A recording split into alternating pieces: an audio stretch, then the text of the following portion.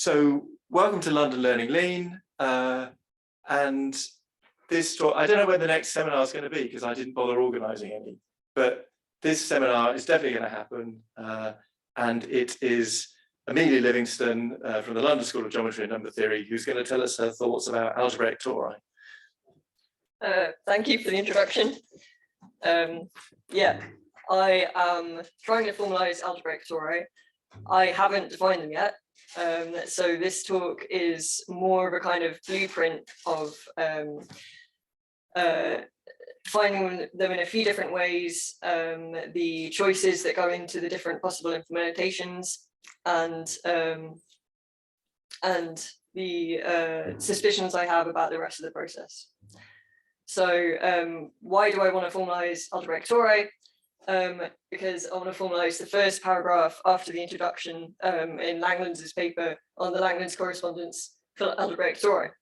And then maybe one day in the future, we'll be able to formalise the next paragraph and the next, but we're going to start small. But this is just motivation. So like in practice, we're not going to see anything high level or anything number theoretic in this talk. It's just kind of motivation. So if you've got a bit of familiarity with algebraic geometry and category theory and lean, then you should get something out of this talk. I will talk about lean features that I sort of didn't appreciate till recently, and also things I'm still not sure of best practice on. So very quickly, and then we're going to forget about it for the rest of the talk. What is the Langlands program?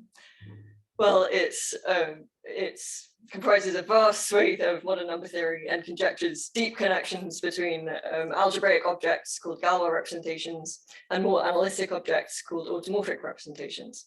So it's connecting to seemingly different areas of maths. Really, it's a collection of conjectures indexed by certain fields and connected productive algebraic groups over those fields. So supposedly, if we pick K, a local or a global field, and then we pick G, a connected productive algebraic group over K, then we should get something. So first of all, why the fields? Well, global fields, they come in two flavors. First of all, number fields, which are finite extensions of Q, and analyzing these is basically what algebraic number theory is. And then there's global function fields, which have a more geometric flavor. And then the local fields, to a global field, we can attach a bunch of local fields, which are a bit like zooming in on the global field at certain places. And then the theory is simpler over local fields, so we can study things over local fields and then sort of patch together this information and work out stuff about global fields. So that's why they're there. And then we have to pick some kind of a group, and then we get something. But to say more about what the correspondence actually is, would not be useful for this talk. And also in general, it's hard to say a precise statement at all. So what's going on? Well, let's pick the simplest reductive algebraic group we can think of and ask if we can say anything more specific then. So the simplest connected reductive algebraic group is GL1. So GL1 of a commutative ring R is the group of invertible 1-by-1 matrices with entries in R. So it's the units of R. And Langlands for GL1 is class field theory. So this is already very hard, but it's done, and it was done around 100 years ago. And moreover, we can say intuitively what class field theory is about. So class field theory describes a quotient of the absolute Galois group of the field you've picked, K. And so the absolute Galois group is the Galois group of the separable closure of K over K. It's the Galois group of the maximal Galois extension of K. And by Galois theory, this Galois group contains inside it information about all the Galois groups of all the other Galois extensions of K. And this quotient that class field theory describes is the abelianization of the absolute Galois group. And this is the Galois group of the maximal abelian extension of K. So the maximal extension of K that's Galois and has abelian Galois group. And again, by Galois theory, this group contains in it the information about all the other abelian extensions of K.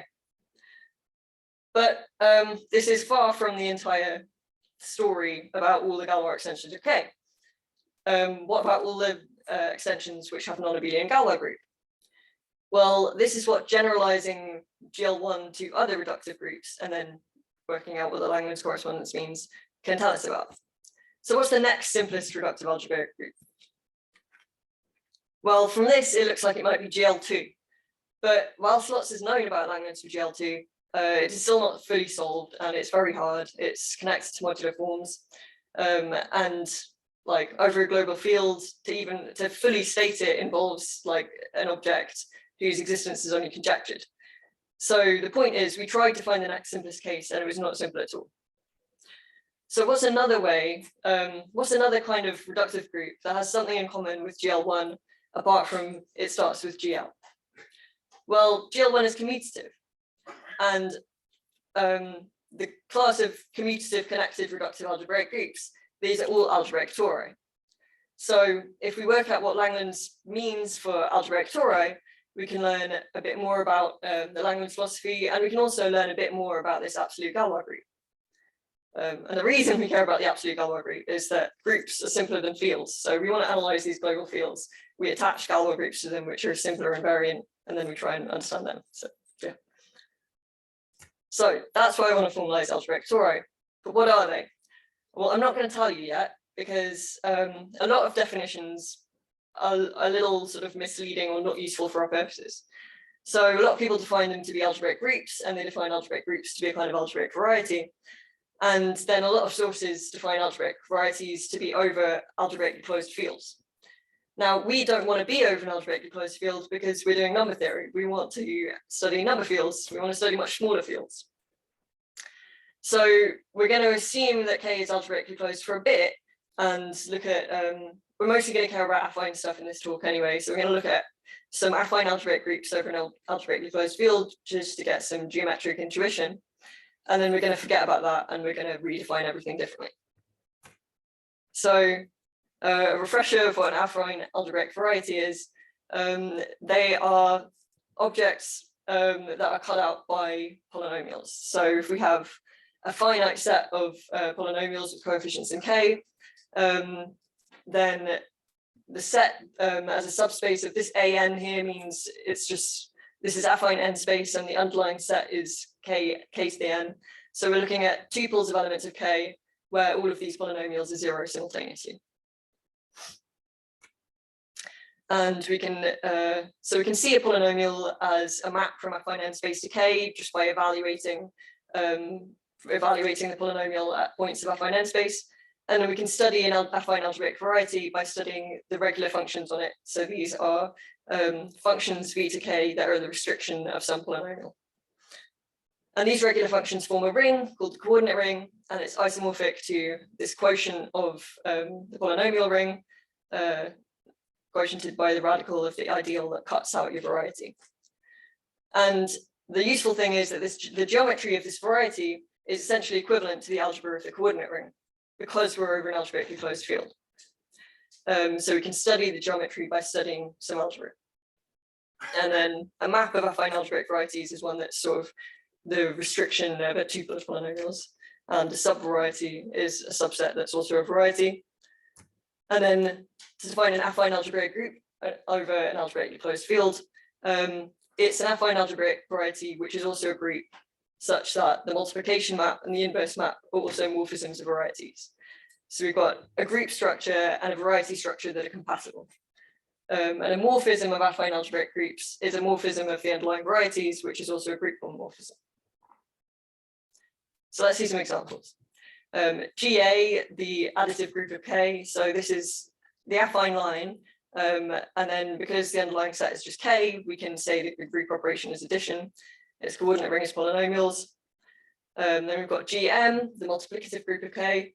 So this has underlying set the affine line without zero, i.e. the units of K. And it's not obvious, it's not cut out by a polynomial in affine 1 space, but we can see it as defined in affine 2 space as being cut out by x, y equals 1. So this is isomorphic to the ring of Laurent polynomials, where, like you see in this quotient of the bivariate polynomial ring, we've like adjoined an inverse to x. And that's exactly what's happening in the Laurent polynomials. It's the ring of polynomials where you're allowed to have like finite negative degree. And this is an algebraic torus. It's our first example. We can get more by taking powers of GM, and over an algebraically closed field, this is all of them. They're all isomorphic to GM to the R for some R, and they all have coordinate ring like a multivariate Laurent polynomial ring. If R is bigger than 1. So here's a non-abelian one, GLN of K, a group of invertible matrices with entries in K. Again, this isn't cut out by a polynomial if you see it as being part of affine n squared space, but we can invert the determinant of the variables in the matrix, and that's what it's cut out by. So yeah, its coordinate ring is isomorphic to all the n squared variables and then the inverse of the determinant. So for n equals 1, this is just GM again. And another name for affine algebraic groups is linear algebraic groups, because there's a theorem that any affine algebraic group is a algebraic subgroup of GLN for some n. So we get another a lot of examples from this, like all your favorite subgroups of GLN of K, SLN, the upper triangular matrices with 1s on the diagonal, and then the diagonal matrices. These are all defined by polynomials, so the algebraic subgroups. The last one, the diagonal matrices, this is just isomorphic to GM to the n. And then one non-affine example is elliptic curves, because there's a group law on the points, and this is compatible with its structure, with a structure as a projective variety. But we don't really care about non-affine things today. So that's all very nice, but what happens when K isn't algebraically closed? So over an algebraically closed field, we have this dictionary between geometry and algebra given by the Nilsson-Sats. And it gives a bijection between the points of the variety and the maximal ideals of the coordinate ring.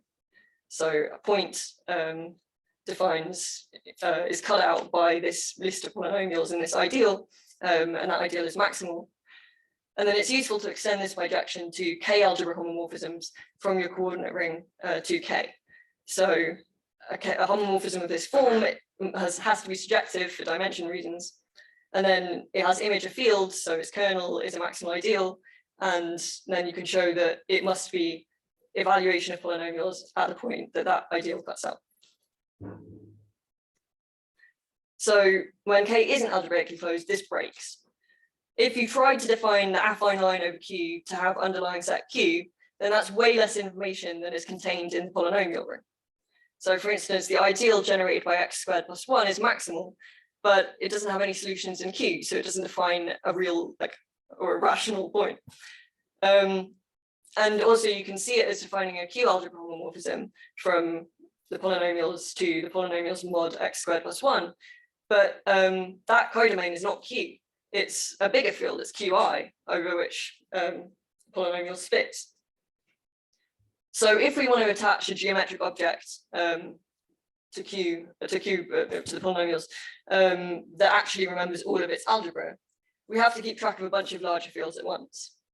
Now, people tried to do this historically whilst keeping the zero loci of polynomials thing going, but ultimately you have to sacrifice some geometric intuition to get an elegant theory of this. Now, there are two good ways to do this. Either we define, we make a geometric object where the points are the prime ideals of the polynomial ring, and then we're definitely remembering all the algebra, and we can call this set of prime ideals spec and turn it into a scheme. Or we can define points to be K algebra homomorphisms to maybe bigger fields. And this is the Functor of points perspective. So we're going to talk about both of these a little bit, but mostly the first one. And they're both useful in different ways. But yeah, just to we do have to use the word scheme, but because everything in this talk is affine, pretty much, you don't need to know anything about schemes. All you need to know is that spec over commutative ring is a scheme. So we are going to define algebraic groups now. We can actually give a proper definition as a kind of scheme. Now, even in scheme theory, because we mostly care about affine schemes, this just means that we're forgetting about geometry and just doing commutative algebra, because the functors spec define contravariant equivalences between commutative rings and affine schemes, and then commutative algebras over K and affine schemes over K. So even in scheme theoretic language, different authors define algebraic groups differently, but Milne says that they are group objects in the category of schemes of finite type over K. So that's nice and short and very formalizable. And an algebraic torus over K is then an algebraic group T over K, such that when we take the base change to the algebraic closure, it's isomorphic to a split torus. So a split torus is Gm to the R of the sum R. Now, it's a consequence of this definition that an algebraic torus is affine, but it's sort of non-trivial, and it would be kind of cheating to just forget about schemes altogether and define an algebraic torus to be a certain kind of like commutative K algebra that has some relationship with Laurent polynomials or something. But you could do that if you wanted to get further more quickly. It's important to note that just because, if something's isomorphic over K bar, that doesn't mean it's isomorphic to a split torus over K. Otherwise, this definition would be stupid. So we need to define all the words here and GM. Yeah, we're gonna, when I started doing this, I sort of defined group schemes over K and then immediately optimistically tried to make a term of type group scheme over K called GM and fill out all the structure fields. But the goals really hard to read and it made me slow because there's loads of steps in this process that we can factor out to make use of other things in the library or to reuse next time we want to make another example of an algebraic group. So let's step back a bit. And in particular, we want to define GM, and GM is spec of some commutative algebra. So we want to go and do a bunch of commutative algebra first, do as much as we can before applying the Functor spec and go into this more complicated category of affine schemes. So GM morally is just the GM we saw before, but we've beefed it up to a scheme. And so it's spec of the ring it should be, the Laurent polynomials with coefficients in K. We need to show that it has finite type over K, and there's not much like API for finite type morphisms in MathLib at the moment, but this is going to boil down to just showing that the Laurent polynomials are finitely generated as a K algebra, which they obviously are because they're generated by T and T inverse. We also need to show that it's a K algebra, but that's easy. And then we need to work out what property of a K algebra corresponds to becoming a group object when we apply spec. It's called being a commutative Hopf algebra. So let's first of all define the Laurent polynomials as a commutative Hopf algebra, and then work out how we're going to turn this into a group object in a category of schemes, because there are ways to do that. There are lots of ways to do this that will build API for the ways at each point that we can abstract what we're doing, and we're going to have to interpret Hopf algebras more categorically and use the category theory library, and it's basically easy mathematically, but a lot of the talk is going to be about why it's not so straightforward. But first of all, we don't have to worry about that if we're just defining Hopf algebras. So a Hopf algebra is a bialgebra, which is a kind of co-algebra, and a co-algebra is an R module A, such that we've got an R linear map called co-multiplication from A to A tends to A, and an R linear map epsilon from A to R, satisfying these axioms that are like morphism versions of the axioms of a monoid. So yeah, this says that if we do co-multiplication and then that's supposed to be like associativity, and then the next two are supposed to be about like multiplying by 1 is the identity. Here is in lean. Yeah. Is that, did you write that, or is that already? Yes, I wrote that. Yeah, I'll say when something's mine and when something's not mine. A morphism of co-algebras is intuitively an R linear map that's compatible with the co-multiplication and the co-units. So it's extending the structure linear map. Can you see like where my cursor is? Yeah. Cool. And satisfying some properties. And then a bialgebra is a co-algebra that's also an algebra, such that co-multiplication and the co-unit are algebra morphisms. And then a bialgebra morphism is an algebra morphism that's also a co-algebra morphism. So in Lean, we can define a bialgebra by extending the class coalgebra. And this lets you reuse some stuff, but I don't like it very much. Like, firstly, in the definition of coalgebra, we have these terms of type linear map rather than just like pure functions. And so we don't get to say that a bialgebra comes with two algebra morphisms, delta and epsilon. We have to then separate out, we've got these linear maps, and then we've got to separately state that they satisfy the axioms of an algebra Hom. And it's just a bit annoying. There's also notational issues because this is a class rather than a structure. There was also something else wrong. I can't remember what. Can I ask why it's like takes algebra as a parameter and it makes sense of algebra rather than like extending both algebra and algebra? So I guess this way you have to say like A is an R algebra and an R coalgebra.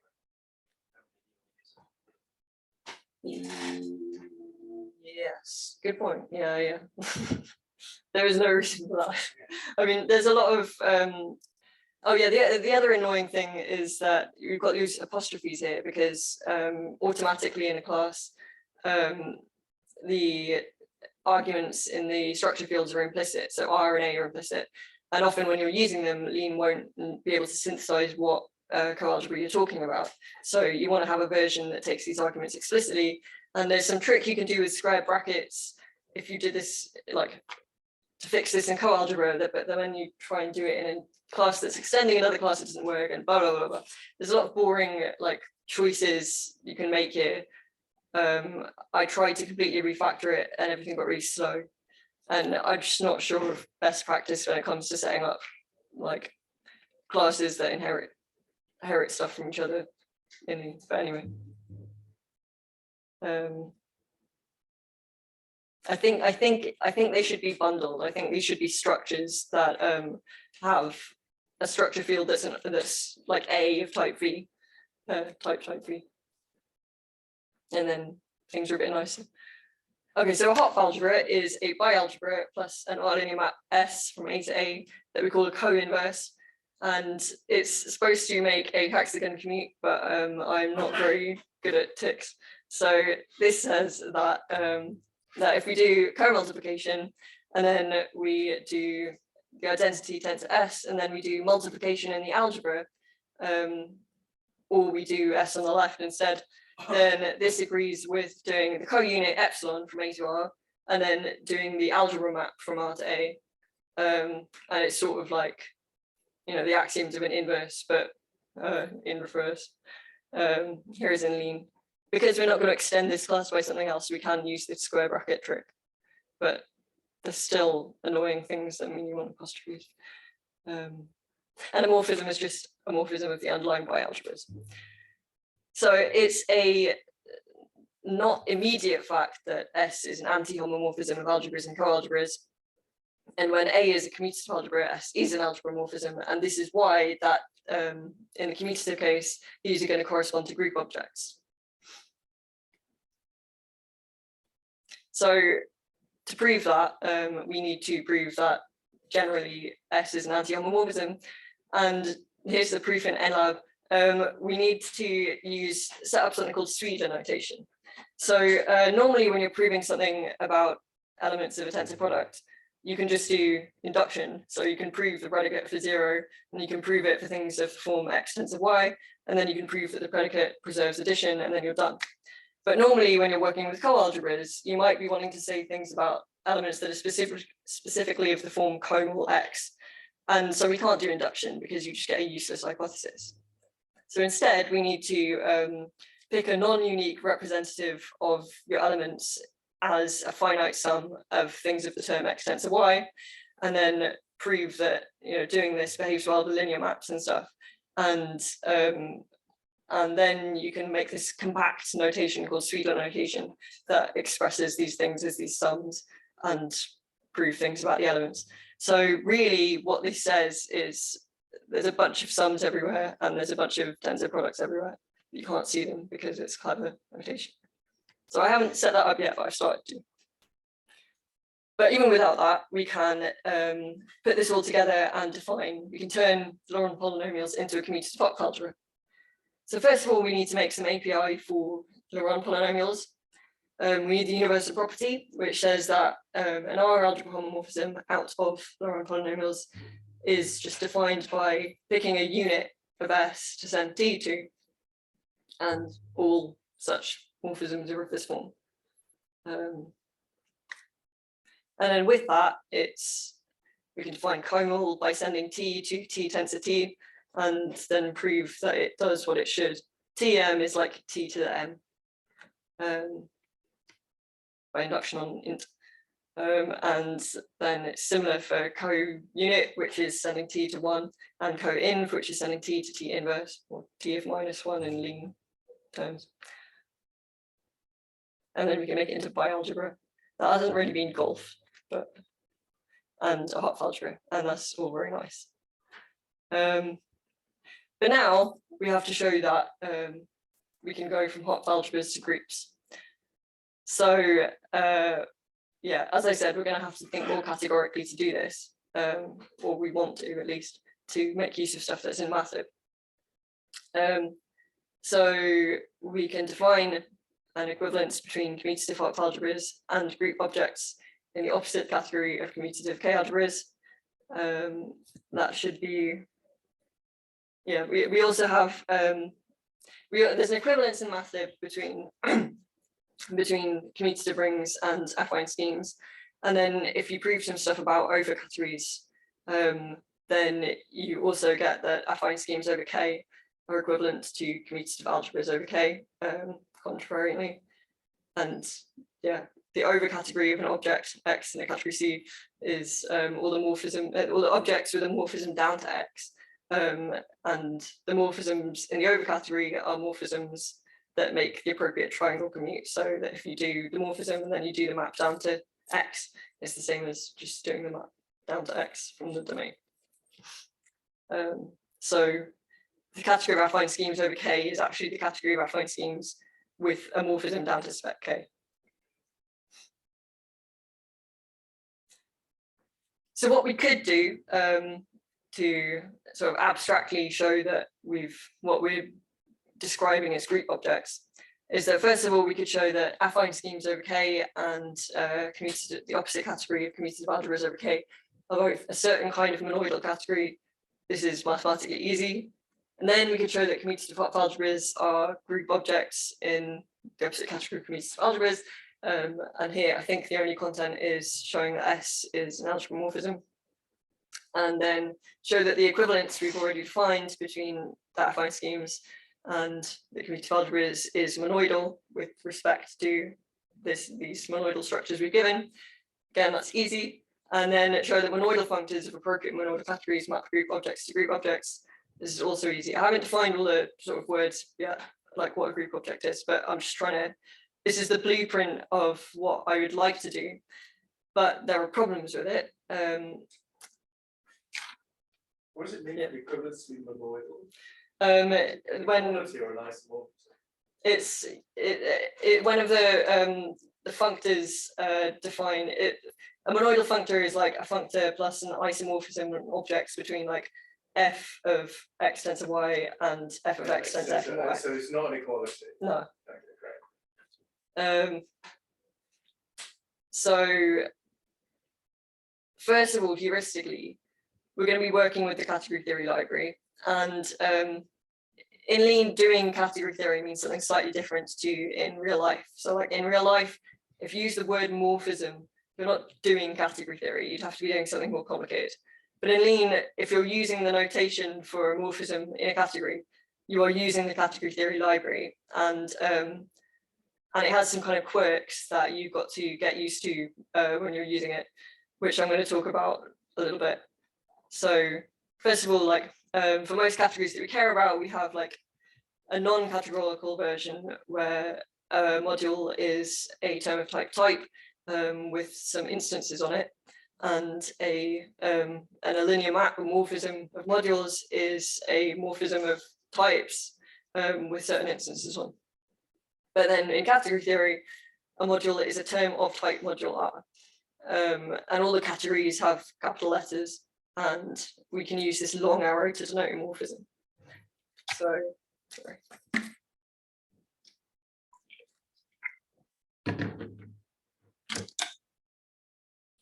Oops. Yeah. So I think doing category theory in Lean is a little bit hard. I think there's some mathematical reasons for this. So often if we're just working with an arbitrary category, it's not necessarily concrete.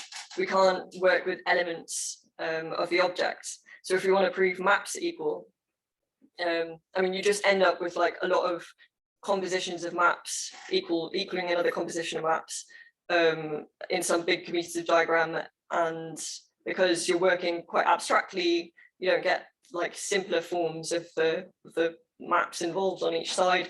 And when you try and represent a big commutative diagram in Lean, like there is a nice way in Lean 4, I think, but in Lean 3, you just inevitably end up with quite ugly goals. I've got an ugly goal now. But also, I think there's Lean specific reasons that like when you're not working in the category theory library, because you're doing more things with type classes, you don't always have to worry like about exactly what category you're in. So like if you wanted to apply a lemma that's true for all monoids to a group, then type class inheritance can like sort that out for you. It can say, well, a group is a monoid and apply the lemma, and you don't have to think about it or write anything. But when you're in the category theory library, everything is bundled. Like if you're talking about a term of type group, it's not a type class anymore. Like if you want to suddenly go to the category monoids, you have to apply a functor.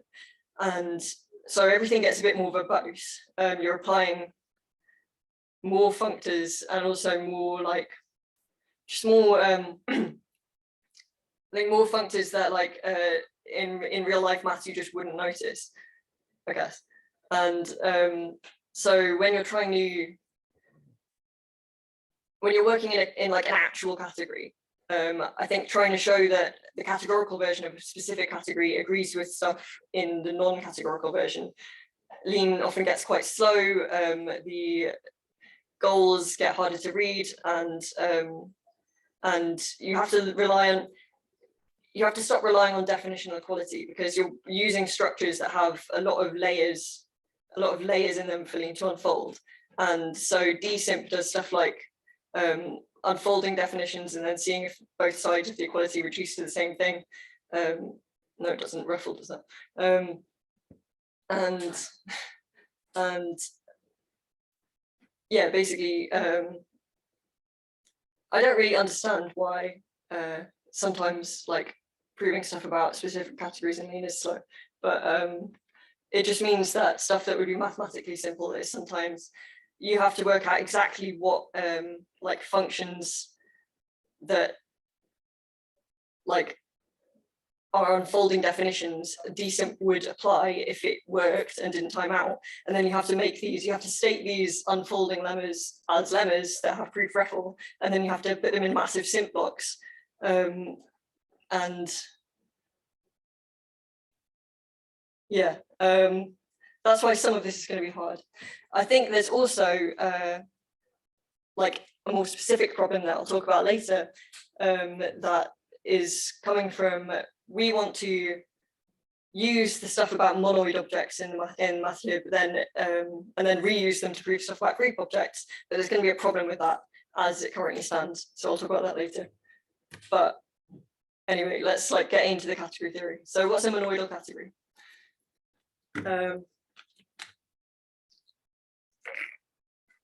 It's a category with something like a tensor product.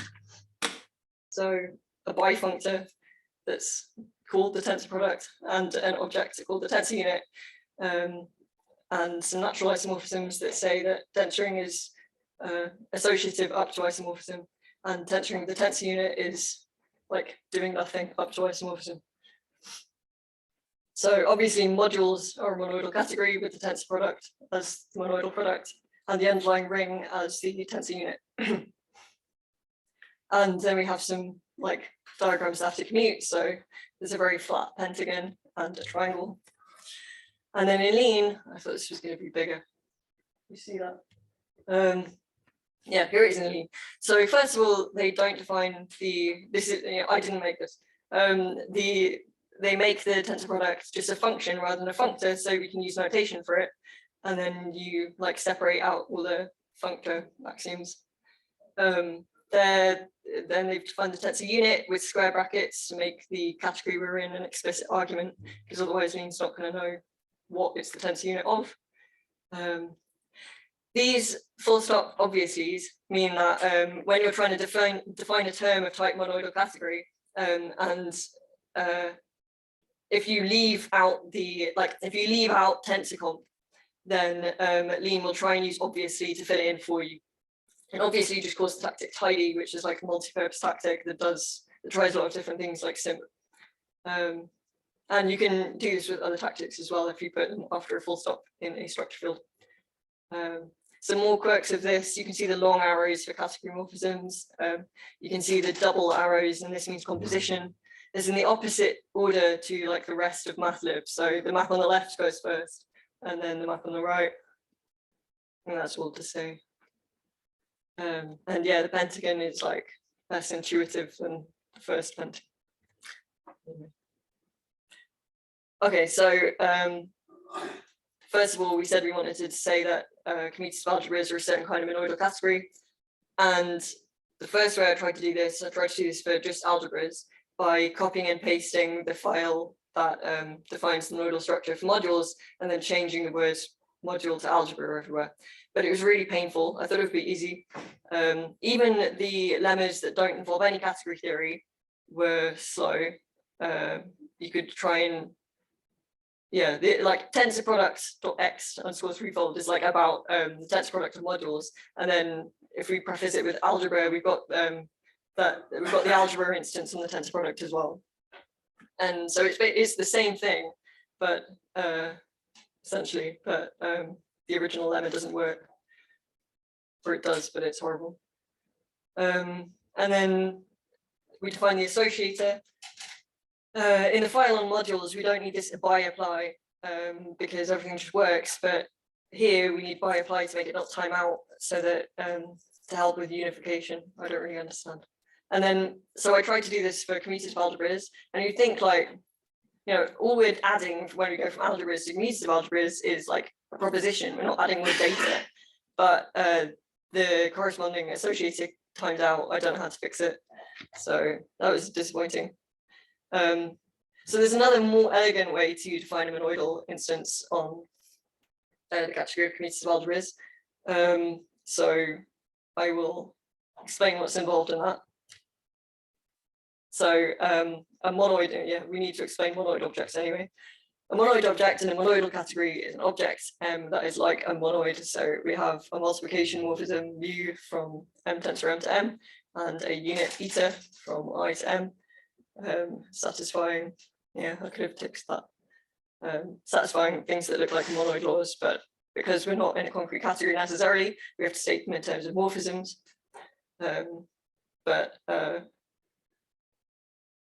Yeah, monoid objects in set are just monoids, and then like the tensor unit has one element. So, you know, in a lot of concrete categories, like the tensor unit, morphisms from the tensor unit are just defined by an element of M. So it's a bit like a one, this unit morphism. Anyway, so here they are in lean. I didn't make this. Yeah, and a morphism is a morphism that is compatible with the unit and the multiplication. And again, this isn't me, but they form a monoidal category, just given by the underlying monoidal product in the in C.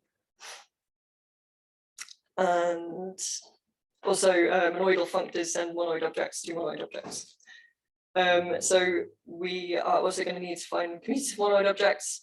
For this, we need to make another assumption on the category, that it's a braided category. So this means there's a natural isomorphism beta that gives isomorphisms between A tensor B and B tensor A. that also makes some hexagons commute.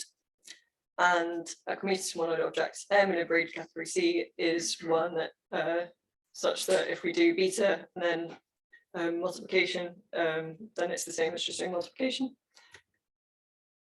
So yeah, we want to show that the category of commutative monoid objects in a braided category is also monoidal.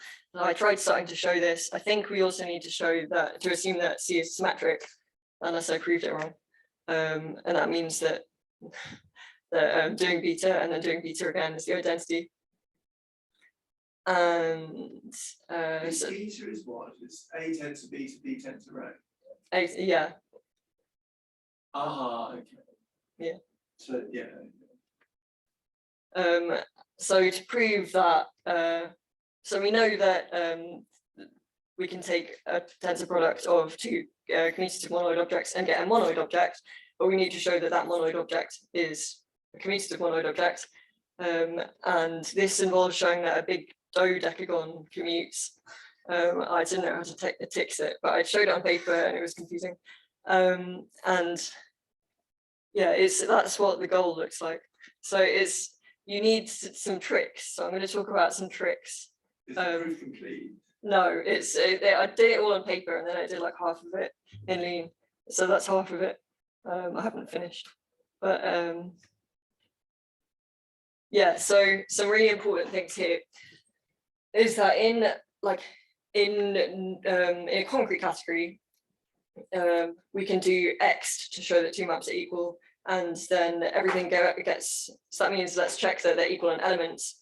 So everything gets coerced through like just a pure function, and the associativity of composition of functions is by I'm running out of time. Is by definition, but in a category, associativity of composition of functions is an axiom, and so we need to be really careful when we've got these massive compositions, exactly which order we've composed them in, and especially if we're using these big simp blocks like category dot assoc that says associativity of composition says that which way does it go? It says that F composed with G composed with H is the same as F composed with H composed with G, and it's a simp lemma. So the simp normal form for your massive composition is that we get the brackets at the very end, basically. And so the attribute reassoc automatically associates to a lemma, another lemma that says, so if you found your term somewhere in the goal, but it's associated wrong, like because that is very unlikely, but that means F composed with F in composed with G, then we automatically get a lemma for that case. And this is important because otherwise you'd have like your massive simp block with category.assoc, and then you'd either need to come out of the simp block and make another one where we associate everything the other direction, or we'd need to give like the reverse associated category.assoc, like very specific arguments to make sure we just don't make the simp block loop. And sometimes if you copy and paste the arguments from the goal state, they're really long or they don't type check or something. So this is like really like saves you some sanity. But then there's an even better associativity kind of tactic called slice, which I only noticed when I was trying to prove this lemma, that so you say slice left hand side and then two numbers, and it picks out, like if we see here, like the third and the third to the sixth maps in your massive composition, and slice knows that composition is associative, so it takes away all the brackets and just leaves you with something where you can rewrite whatever lemma you want without getting it into the right like specific form. So this is even nicer than reassoc, and you need to know about it if you want to prove things about categories. So yeah. So this is the other way we can get a monoidal instance on commutative algebras. Massive knows that algebras over K are equivalent to monoid objects in the category of modules. And we know that the category of monoid objects is monoidal, so we can transport the monoidal structure across the equivalence. And then the nice thing about our original definition where we just copied and pasted the file about, where's it gone? Doesn't work. There. When we defined it originally, like everything, like the tensor product is definitionally isomorphic to the tensor product of modules, like as an algebra, which is nice. This is not the case if we transport it across an equivalence. So that means defining the tensor product to be like, if the equivalence is f, then the tensor product is like f inverse of f of x tensor f of y. And this seems like, you know, this seems like it should be definitional, but because at the end of the day, it's the same monoidal structure. But it isn't. You can't write iso.refl and get an isomorphism between the structure we get this way and what the way we want to show it behaves. So that's might be a bit painful if we use if we transport the structure this way. I've tried to transport a monoidal structure across an equivalence before, and it was painful. But yeah, this is the like categorical interpretation of all the things, of all the bialgebras and coalgebras and Hopf algebras we've been talking about earlier. And yeah. So we need to define group objects. Just like we need an extra assumption to define commutative monoid objects, we need another assumption again to define group objects, because we're going to have some kind of inverse map, and it's going to satisfy some kind of property that looks like the axioms of a group. And that means we need some kind of way of combining the map in from the map, the identity map, to make a map from G to G tensor G. And this isn't going to exist in an arbitrary monoidal category. And we also need a map from G to the tensor unit, which again isn't going to exist in an arbitrary monoidal category. So we need to assume our category is Cartesian, which means that its monoidal structure comes from finite products. So we need the tensor unit to be the terminal object, and then we've got a map there, and we need G tensor G to be the binary product. So here's my definition of group objects, where we've defined Cartesian to be that the monoidal instance is literally defined by the finite products in that line there. Yeah, but this isn't going to work.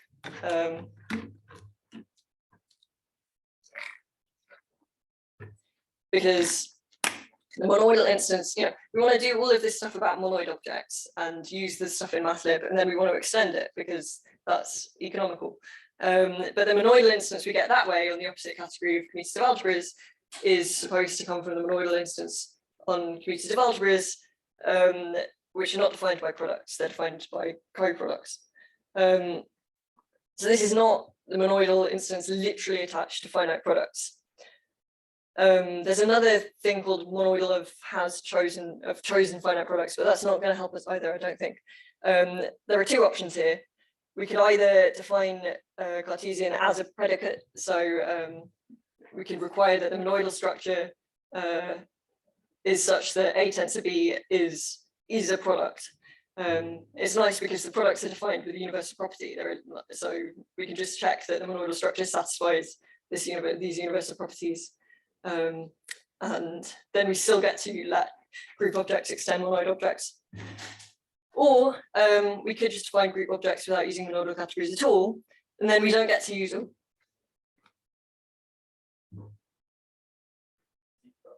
Yeah, regarding the lack of nice definitional properties when transporting it.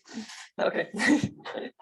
I would have to think about it. I didn't sleep very much last night, so I'm not going to be good at answering questions. But I will think about it in a minute.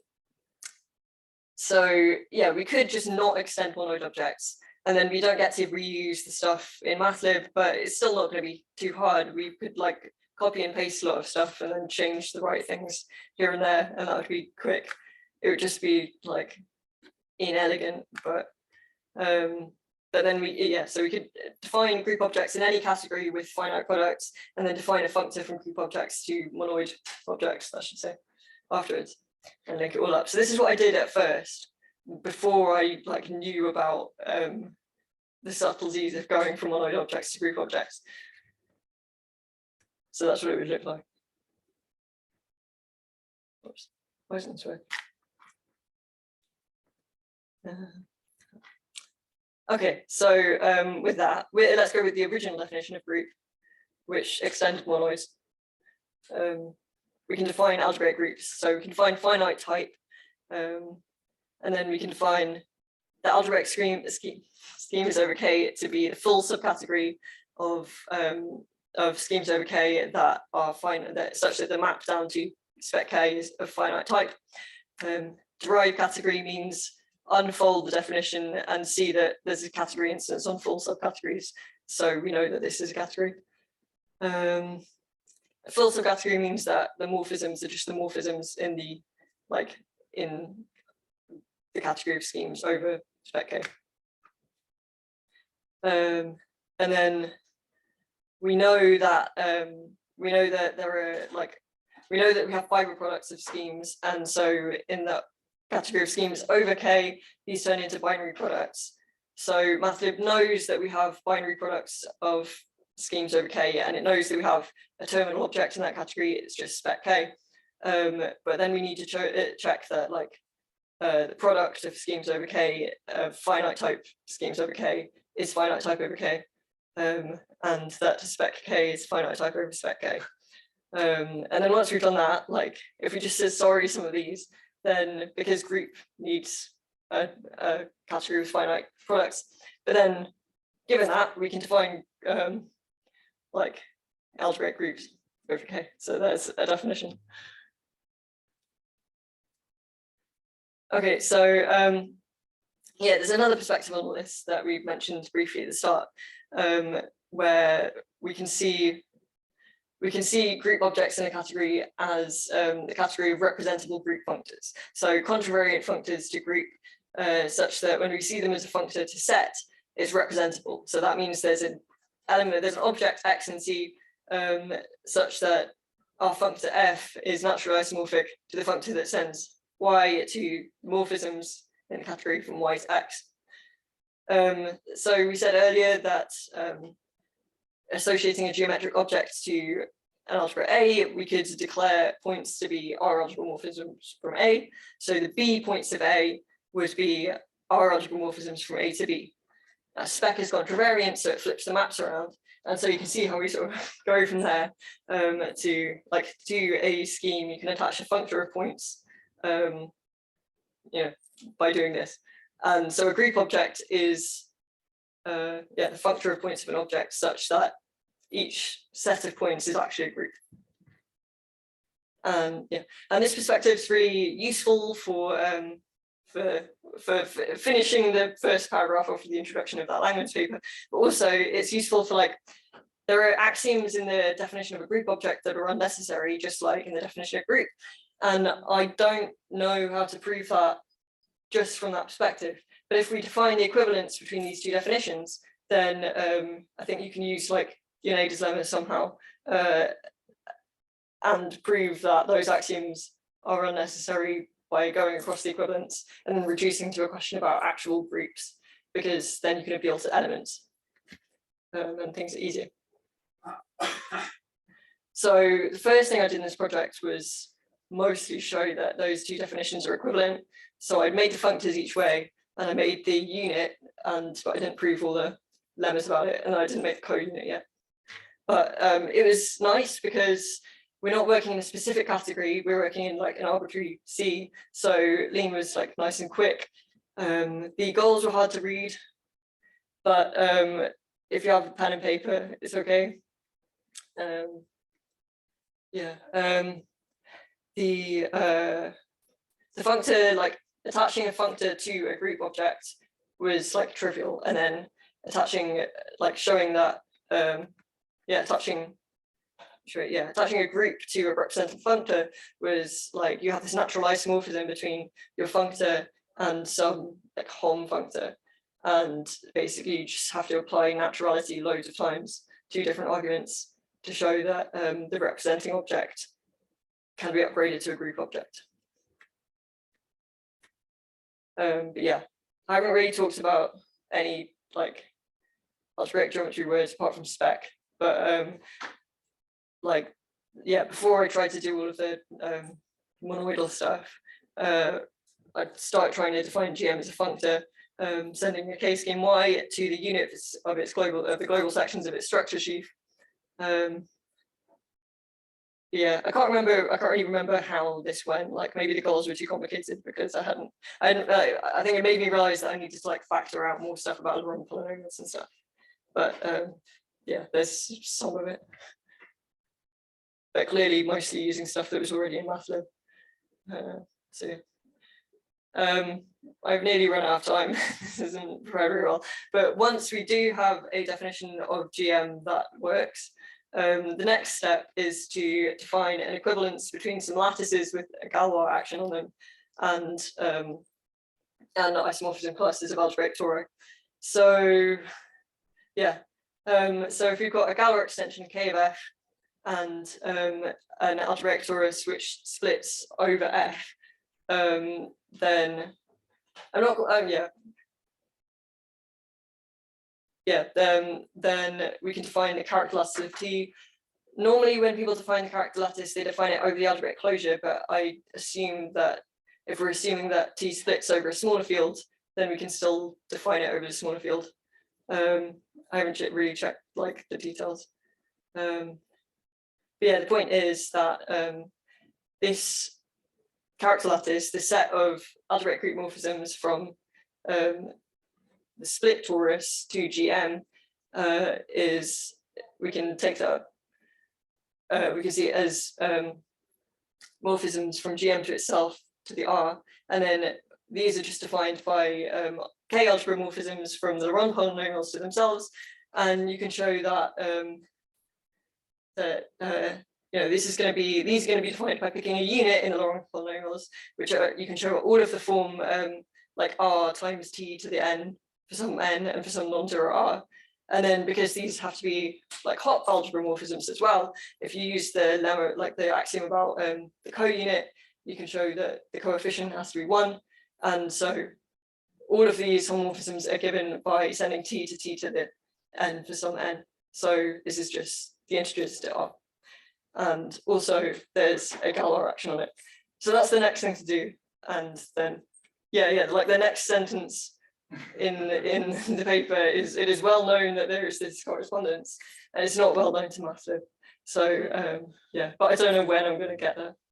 But yeah, that's where it's at. Thank you very much. Are there any questions?